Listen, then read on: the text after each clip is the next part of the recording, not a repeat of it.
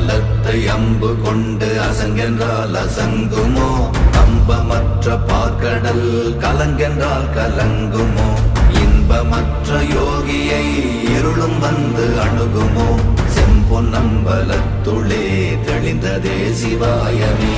ஓம் நமச்சிவாய ஓம் ஓம் நமச்சிவாய ஓம் நமச்சிவாய ஓம் ஓம் நமச்சிவாய ஓம் நமச்சிவாய ஓம் ஓம் நமச்சிவாய ஓம் நமச்சிவாய ஓம் ஓம் நமச்சிவாய.